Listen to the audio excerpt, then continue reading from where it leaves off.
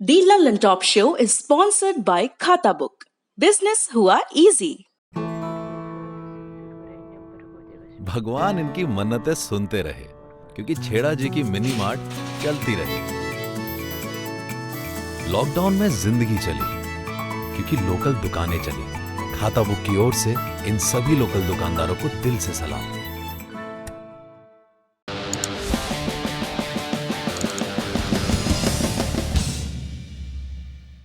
नमस्कार, सौरभ द्विवेदी नाम है हमारा और आप देखना शुरू कर चुके हैं दी ललन टॉप शो। देश के पूर्व राष्ट्रपति प्रणब मुखर्जी अपनी सांसें बचाने के लिए अस्पताल में जंग लड़ रहे हैं। उनके स्वास्थ्य को लेकर आज तरह तरह की खबरें आई।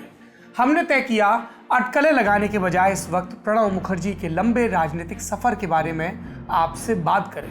कोई भी राजनेता जो देश के सर्वोच्च पद तक पहुंचा हो, भारत रत्न रहा हो, जिसने कितने ही प्रधानमंत्रियों का कार्यकाल देखा हो और जिसने अपने हिस्से के कार्यकाल के एक एक बयान को तफसील से किताबों में दर्ज किया हो, उसके बारे में ऐसे ही बात करनी चाहिए।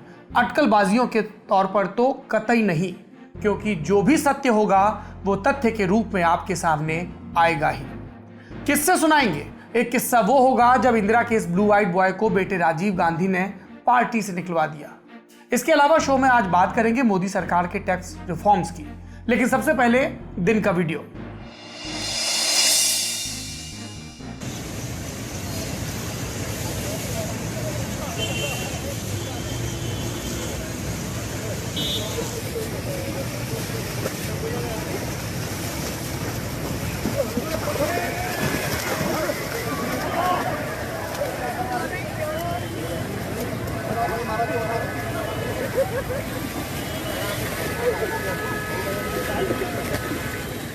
दो 2010 में एक फिल्म आई थी पीपली लाइव। इसमें स्वानंद किरकिरे और संजीव शर्मा के लिखे बोल गूंजते हैं, देश मेरा रंगरेज ये बाबू, घाट घाट यहाँ घटता जादू, हमारे रंग रंगीले प्रजातंत्र का ये जादू है, घटने को ये कहीं भी घट सकता है।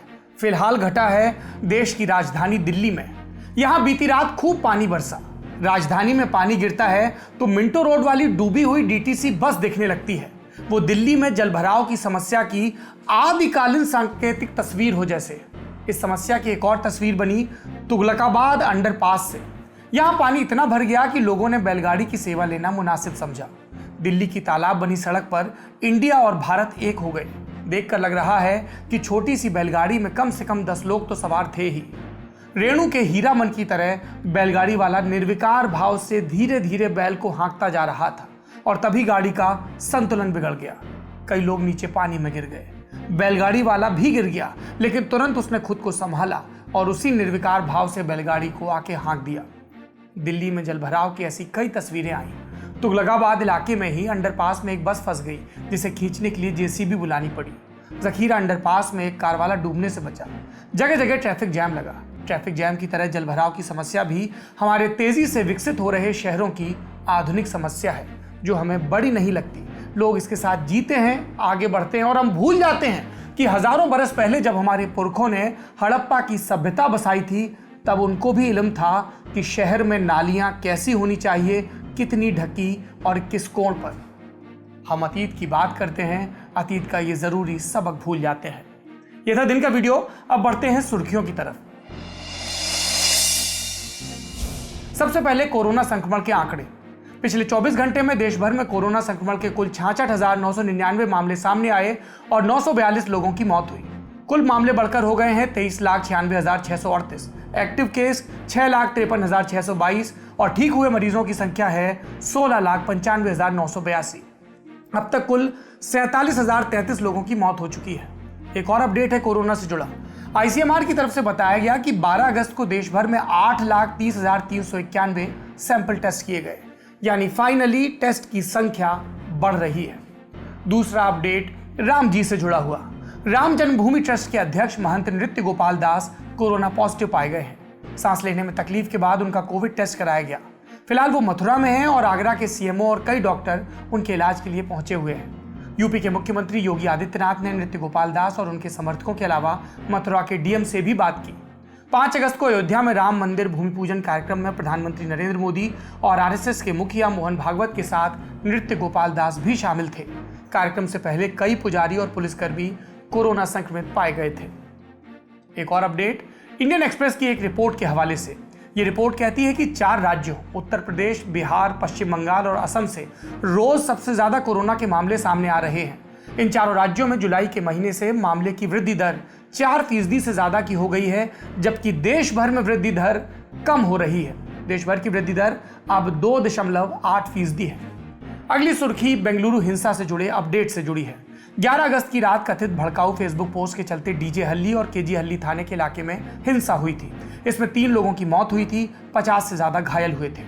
15 अगस्त की शाम 6 बजे तक इलाके में धारा 144 लागू की गई है और रैपिड एक्शन फोर्स को तैनात किया गया है। पुलिस का कहना है कि अब तक 145 लोगों को गिरफ्तार किया गया है। इसमें पुलकेशी नगर से कांग्रेस विधायक अखंड श्रीनिवास मूर्ति का भतीजा पी नवीन भी शामिल है। इल्जाम है कि विधायक के भतीजे ने इस्लाम को लेकर कथित भड़काऊ पोस्ट की, जिसकी वजह से हिंसा हुई। कर्नाटक के मुख्यमंत्री बीएस येदियुरप्पा ने कहा है कि सरकार मजिस्ट्रेट के द्वारा घटना की जांच करवाएगी। राज्य के गृह मंत्री बासवराज बोम्मई का बयान भी आया। उन्होंने कहा कि ऐसी रिपोर्ट है कि स्थानीय राजनीतिक गुटों की आपसी दुश्मनी की वजह से हिंसा हुई, लेकिन जांच पूरी होने तक हम इस पर टिप्पणी नहीं करेंगे। इस हिंसा में social democratic party of India यानी एसडीपीआई नाम के संगठन का जिक्र आ रहा है। इंडियन एक्सप्रेस के मुताबिक पुलिस घटना में संगठन के रोल की जांच कर रही है। हालांकि संगठन ने घटना से किनारा किया है। संगठन के बारे में आपको कुछ और बताते हैं। ये एक राजनीतिक पार्टी है जिसका गठन 21 जून 2009 को हुआ। ये इस्लामिक संगठन पॉपुलर फ्रंट ऑफ इंडिया यानी पीएफआई का पॉलिटिकल फ्रंट है।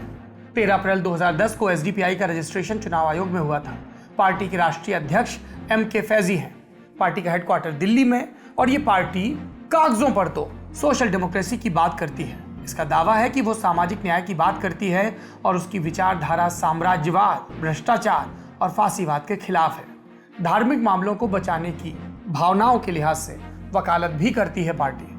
अगली सुर्खी राजस्थान की सियासत से।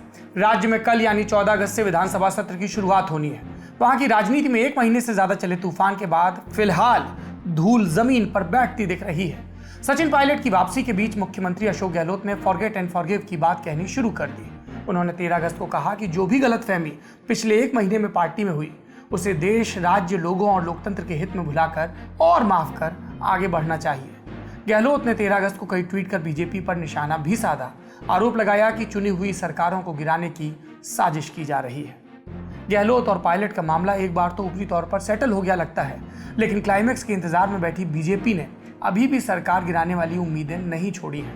विधानसभा में नेता प्रतिपक्ष गुलाबचंद कटारिया ने कहा कि बीजेपी कल ही गहलोत सरकार के खिलाफ अविश्वास प्रस्ताव लेकर आएगी। आज बीजेपी प्रदेश मुख्यालय में पार्टी की विधायक दल की बैठक हुई, जिसमें मुख्यमंत्री पूर्व वसुंधरा राजे सिंधिया भी शामिल हुई। बीजेपी का प्लान अब यह है कि अविश्वास प्रस्ताव पर चर्चा के सहारे गहलोत और कांग्रेस की अंदरूनी उठापटक को जनता के बीच लाया जाए। अगली सुर्खी सुशांत सिंह राजपूत मौत मामले से जुड़ी है। मनी लॉन्ड्रिंग के आरोप में ईडी ने रिया चक्रवर्ती से करीब 18 घंटे पूछताछ की। ईडी को सुशांत सिंह राजपूत के अकाउंट से रिया चक्रवर्ती या उनके रिश्तेदार के खाते में सीधे कोई बड़ा अमाउंट ट्रांसफर होने के सबूत नहीं मिले हैं। ईडी पिछले 1 साल में सुशांत के खाते से निकाले गए पैसों की जांच कर रही है। अखबारी रपटों के मुताबिक कोटक बैंक के सुशांत के प्राइमरी खाते से 55 लाख रुपए निकाले गए। ईडी की तरफ से इन पैसों की कड़ी खोजी जा रही है। रिपोर्ट के मुताबिक पिछले वित्तीय वर्ष की शुरुआत में इस खाते में 15 करोड़ रुपए थे और इस खाते का इस्तेमाल टैक्स और ट्रैवल से जुड़े पेमेंट के लिए होता था। एजेंसी का कहना है कि रिया चक्रवर्ती सुशांत के किसी खाते में ज्वाइंट अकाउंट होल्डर नहीं है। ये चर्चित केस बिहार से मुंबई ट्रांसफर करने के मामले में भी आज 13 अगस्त के दिन सुप्रीम कोर्ट में चर्चा हुई। रिया और बिहार सरकार ने अपना जवाब दाखिल किया। पिछली सुनवाई 11 अगस्त को हुई थी। कोर्ट ने सभी पक्षों से अपना जवाब दाखिल करने को कहा था। मामले की सीबीआई जांच को लेकर बिहार और महाराष्ट्र सरकार के बीच तनातनी जारी है। शो में ये थी सुर्खियां। अब बढ़ते हैं बड़ी खबर की तरफ। बड़ी खबर में अब बात देश के पूर्व राष्ट्रपति प्रणब मुखर्जी की करेंगे। गुरुवार की सुबह कई वेरीफाइड अकाउंट से ट्विटर पर प्रणब मुखर्जी की मौत की खबरें आई।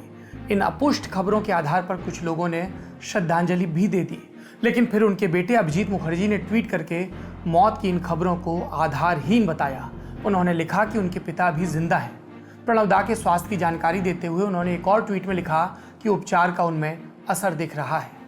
प्रणब मुखर्जी को ब्रेन क्लॉट के इमरजेंसी ऑपरेशन के लिए दिल्ली में आर्मी के रिसर्च एंड रेफरल हॉस्पिटल में भर्ती कराया गया था, लेकिन जब जांच हुई तो वो कोरोना पॉजिटिव भी पाए गए। जिस तरह की खबरें आ रही हैं उसके मुताबिक उनकी हालत गंभीर है। उन्हें वेंटिलेटर पर रखा गया है। लेकिन इस तरह से अपुष्ट आधार पर उनकी मौत के बारे में बात करना गलत है। होना तो ये चाहिए कि हम इस बुजुर्ग राजनेता के अच्छे स्वास्थ्य के लिए प्रार्थना करें और उनके सक्रिय कार्यकाल को याद करें।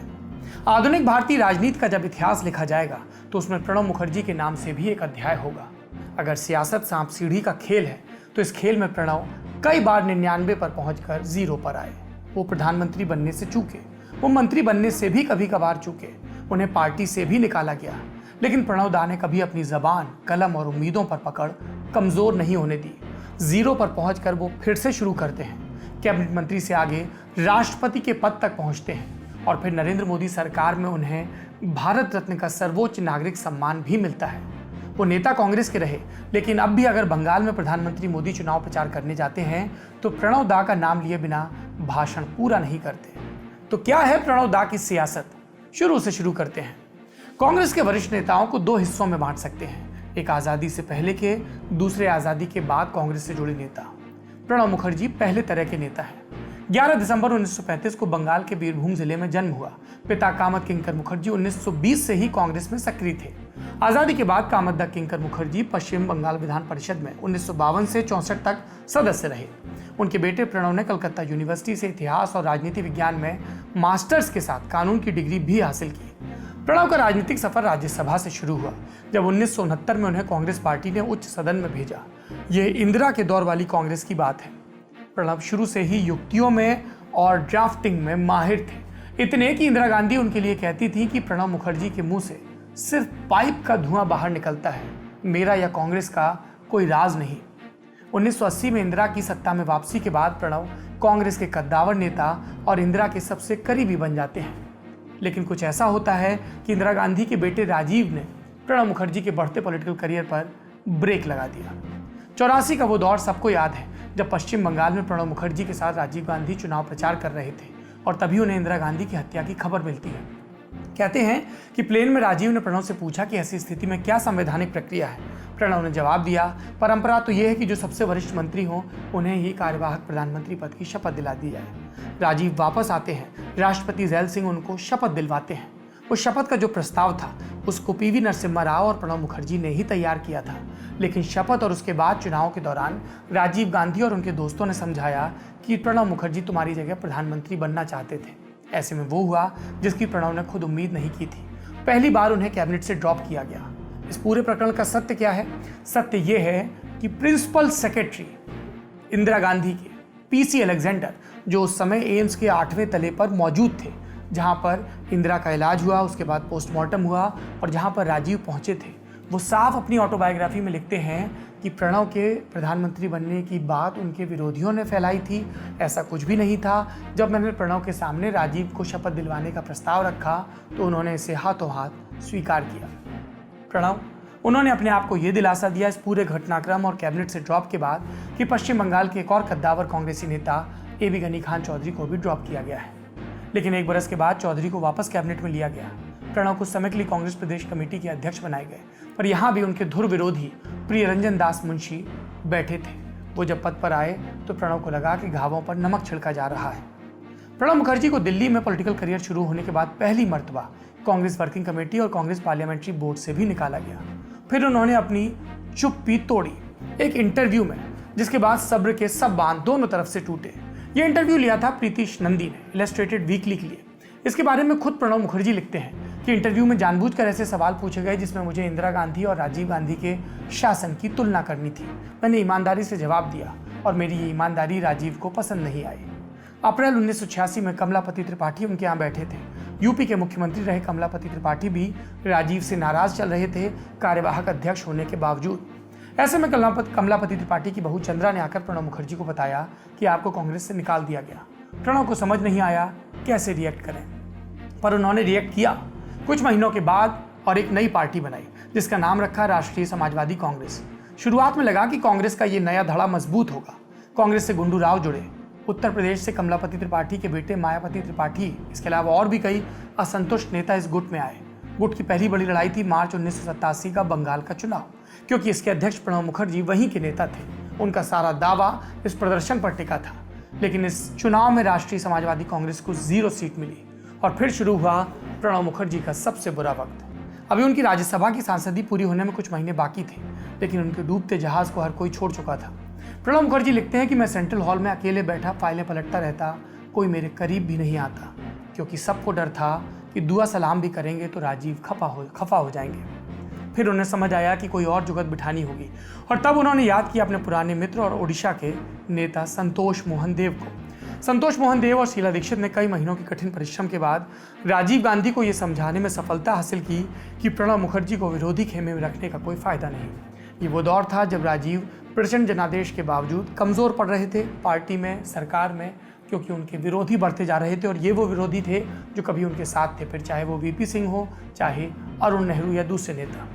इन सब के बीच फरवरी 1988 में त्रिपुरा में चुनाव आते हैं, और तब प्रणब मुखर्जी को कांग्रेस के लिए कैंपेन के लिए कहा जाता है। लेकिन संतोष मोहन देव राजीव से कहते हैं कि एक तकनीकी अड़चन है। आपने सार्वजनिक रूप से इंडिया टुडे को दिए इंटरव्यू में प्रणब मुखर्जी के क्रियाकलापों की आलोचना की है। ऐसे में जब तक पार्टी का महासचिव जाकर उन्हें सूचित नहीं करेगा, निष्कासन वापस नहीं माना जाएगा। और प्रणब मुखर्जी त्रिपुरा के चुनाव में जुट गए। हालांकि राजीव के रहते उनकी किसी बड़े पद पर वापसी नहीं हुई। आगे का इतिहास सब जानते हैं। 89 में राजीव चुनाव हारे, 1991 में उनकी हत्या हुई। तब तक प्रणब मुखर्जी राजीव की कोठरी में वापस आ चुके थे। ड्राफ्टिंग से लेकर दूसरे मसलों तक वो नरसिम्हा राव के सहयोगी थे।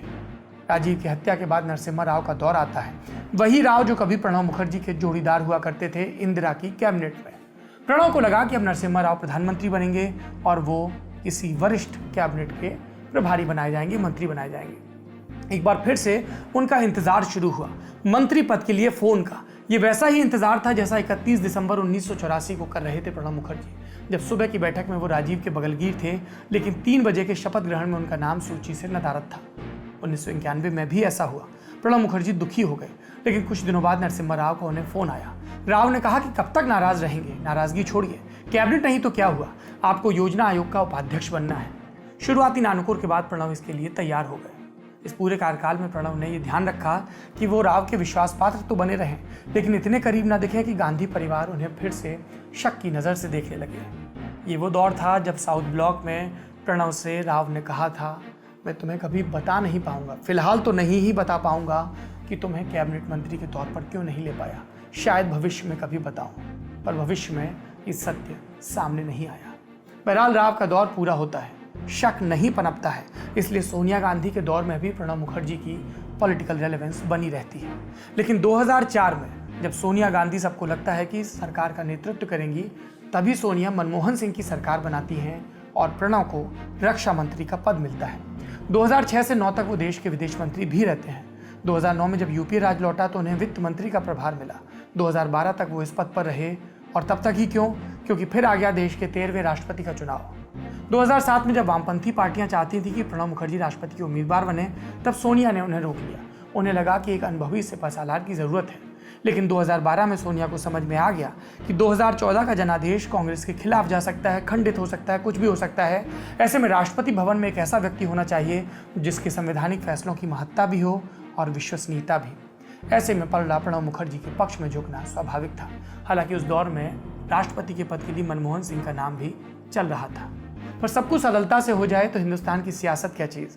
कांग्रेस की तरफ से प्रणब मुखर्जी के राष्ट्रपति के उम्मीदवार के लिए सोनिया गांधी से मिलकर ममता बनर्जी ने हाँ भरी। मीडिया को भी ये बात कह दी, लेकिन सोनिया के घर 10 जनपद से बाहर निकली पश्चिम बंगाल की मुख्यमंत्री और टीएमसी की सुप्रीमो ममता बनर्जी तो पहुंची मुलायम सिंह यादव के आवास, और वहां मंत्रणा के बाद एक और प्रेस कॉन्फ्रेंस हुई। इसमें ममता और मुलायम कह रहे थे कि राष्ट्रपति तो एपीजे अब्दुल कलाम को बनना चाहिए। कांग्रेस के तोते उड़ गए। समझ नहीं आया कि ममता ने पलटी क्यों मारी। कांग्रेस के लिए प्रणब मुखर्जी को राष्ट्रपति बनाना इज्जत का सवाल था। सोनिया ने अपने दूध पहुंचाए लेफ्ट के पास। आखिर में लेफ्ट का कांग्रेस को समर्थन मिला। फिर ममता ने भी बंगाली अस्मिता के नाम पर प्रणब का समर्थन किया और आसानी से प्रणब दा राष्ट्रपति का चुनाव जीत गए। प्रणब मुखर्जी का बतौर राष्ट्रपति काल शांतिप्रिय रहा। यूपीए के बाद 3 साल मोदी सरकार के दौरान भी वो राष्ट्रपति रहे। मोदी सरकार से उनके संबंध भी ठीक रहे और उन्हीं की सिफारिश पर, यानी नरेंद्र मोदी सरकार की सिफारिश पर कार्यकाल पूरा होने के कुछ समय बाद, यानी कि 2018 में ऐलान हुआ, 2019 में उन्हें भारत रत्न मिला। ऐसा था प्रणब मुखर्जी का सियासी सफर।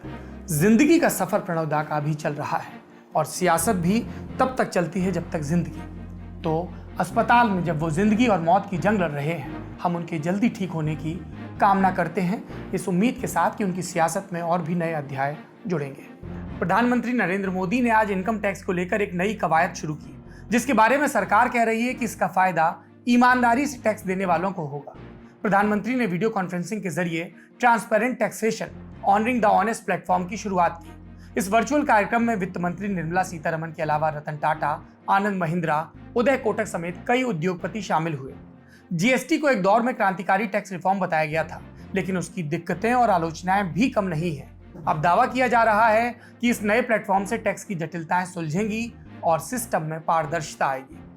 ट्रांसपेरेंट टैक्सेशन, ये वाली जो नई स्कीम मोदी सरकार लेकर आई है, इसकी तारीफ में सरकार कह रही है कि जो ईमानदारी से टैक्स देते हैं उन्हें इस नए प्लेटफॉर्म से सहूलियत होगी। और सहूलियत कैसे होगी, इसके लिए प्रधानमंत्री मोदी ने 3 गुण बताए। पीएम ने कहा कि यह प्लेटफॉर्म 21वीं सदी के टैक्स सिस्टम की शुरुआत है, जिसमें फेसलेस अपील, फेसलेस असेसमेंट और टैक्स पेयर्स चार्टर जैसे 3 बड़े रिफॉर्म हैं। पीएम ने कहा कि इसमें तकनीक के जरिए टैक्स भरने में आसानी होगी और इनकम टैक्स वाले किसी को परेशान नहीं करेंगे। इसके अलावा प्रधानमंत्री ने कहा कि जो टैक्स देने में सक्षम है और नहीं देते हैं, वो भी 15 अगस्त से टैक्स देने का संकल्प लें। सुनिए। इस प्लेटफॉर्म में फेसलेस असेसमेंट, फेसलेस अपील और टैक्स पेयर्स चार्टर जैसे बड़े रिफॉर्म्स हैं। फेसलेस असेसमेंट और टैक्स पेयर्स चार्टर आज से ही लागू हो गए हैं, जबकि फेसलेस अपील की सुविधा 25 सितंबर यानी दीनदयाल उपाध्याय जी के जन्मदिन से पूरे देश भर में नागरिकों के लिए उपलब्ध हो जाएगी। अभी तक तो होता यह है कि जिस शहर में हम रहते हैं उसी शहर का टैक्स डिपार्टमेंट हमारी टैक्स से जुड़ी सभी बातों को हैंडल करता है। स्क्रूटिनी हो, नोटिस हो, सर्वे हो या फिर जब्ती हो, इसमें उसी शहर के इनकम टैक्स डिपार्टमेंट की आयकर अधिकारी की मुख्य भूमिका रहती है। अब ये भूमिका एक प्रकार से खत्म हो गई है। अब इसको टेक्नोलॉजी की मदद से बदल दिया गया है। अब स्क्रूटिनी के मामलों को देश के किसी भी क्षेत्र में किसी भी अधिकारी के पास रैंडम तरीके से आवंटित किया जाएगा। तो थोड़ी आसान भाषा में यह समझ लीजिए कि प्रधानमंत्री ने जो अंग्रेजी के भारी शब्दों में अनुप्रास अलंकार लगाकर नई योजना के तहत 3 गुण बताए हैं, वो असल में हैं क्या। सबसे पहले फेसलेस अपील योजना का मतलब। इसकी शुरुआत 25 सितंबर को दीनदयाल उपाध्याय की जयंती पर होगी। इसके तहत टैक्स पेयर्स की अगर कोई शिकायत है तो उसे रैंडम तरीके से चुने गए अफसर के पास अपील का अधिकार होगा। अफसर की पहचान अज्ञात रहेगी। इनकम टैक्स देने वाले को इसके लिए किसी भी ऑफिस के चक्कर लगाने की जरूरत नहीं होगी। इस अपील पर अंतिम निर्णय अधिकारियों की एक टीम करेगी और इसकी समीक्षा भी टैक्स पेयर्स को कराने का अधिकार होगा। हालांकि गंभीर अपराध, बड़ी टैक्स चोरी, अंतर्राष्ट्रीय टैक्स के मामले या काला धन या फिर बेनामी संपत्ति जैसे मामलों में इस सुविधा का लाभ नहीं मिलेगा। दूसरा, फेसलेस असेसमेंट। ये योजना क्या है? इसके तहत टैक्स पेयर्स को आकलन के लिए इनकम टैक्स ऑफिस जाने की जरूरत नहीं होगी। प्रादेशिक क्षेत्राधिकार को खत्म किया जाएगा। केंद्र की तरफ से डॉक्यूमेंट आइडेंटिफिकेशन नंबर यानी DIN की मदद से नोटिस भेजा जाएगा। टीम आधारित मूल्यांकन होगा। केवल डेटा एनालिटिक्स और AI के जरिए यानी आर्टिफिशियल इंटेलिजेंस के जरिए सिलेक्शन किया जाएगा। अब आता है तीसरा बिंदु, टैक्स पेयर चार्टर क्या है? ये एक तरह की लिस्ट है जिसमें टैक्स पेयर्स के अधिकार और कर्तव्य के अलावा टैक्स अधिकारियों के लिए भी कुछ निर्देश होंगे। इसमें कहा गया है कि करदाता को ईमानदार माना जाएगा, उन्हें अपील और समीक्षा का तंत्र मुहैया कराया जाएगा, पूरी सटीक जानकारी के अलावा समय पर फैसला दिया जाएगा, टैक्स की सही राशि ली जाएगी, उनकी प्राइवेसी का सम्मान होगा, अधिकारियों को जवाबदेह बनाया जाएगा। अमेरिका, कनाडा और ऑस्ट्रेलिया में ऐसा चार्टर लागू है। लबोलुआब ये कि सरकार एक तो इनकम टैक्स विभाग में गड़बड़ियों को कम करना चाहती है, दूसरा तकनीकी आधार पर करदाताओं को सहूलियत देना चाहती है ताकि लोगों को टैक्स देना कोई झंझट का काम ना लगे। लेकिन नए वाले प्लेटफॉर्म से कितनी सहूलियत मिली ये तभी पता चलेगा जब प्रधानमंत्री मोदी का ये ऐलान अमल में आएगा। आज के ललन टॉप शो में इतना ही। जाते जाते आपको सुनाते हैं ये प्यारा सा कवर जो हमें हमारी दर्शक शिवांगी ने भेजा। आइए मेहरबान बैठिए जाने जा, शौक से लीजिए जी इश्क के इम्तिहान, आइए मेहरबान। कैसे हो तुम नौजवान, कितने हंसी मेहमान, कैसे हो तुम नौजवान, कितने हंसी मेहमान। कैसे करूं मैं बयां, दिल की नहीं है जुबान, कैसे करूं मैं बयां, दिल की नहीं है जुबान, आइए मेहरबान। बैठिए जाने जा, शौक से लीजिए जी इश्क के इम्तिहान, आइए मेहरबान। आते हैं जाते हैं, कभी ठहरते हैं बारिशों की तरह, कभी पंछियों से उड़ जाते हैं ख्याल। ऐसे ही ख्याल बांटेंगे लटक पर दिव्यांशी यानी मेरे साथ। हर सोमवार से शुक्रवार शाम 5 बजे मुझसे मिलिए लाइव अपनी कविता, कहानियों और चाय कॉफी के साथ।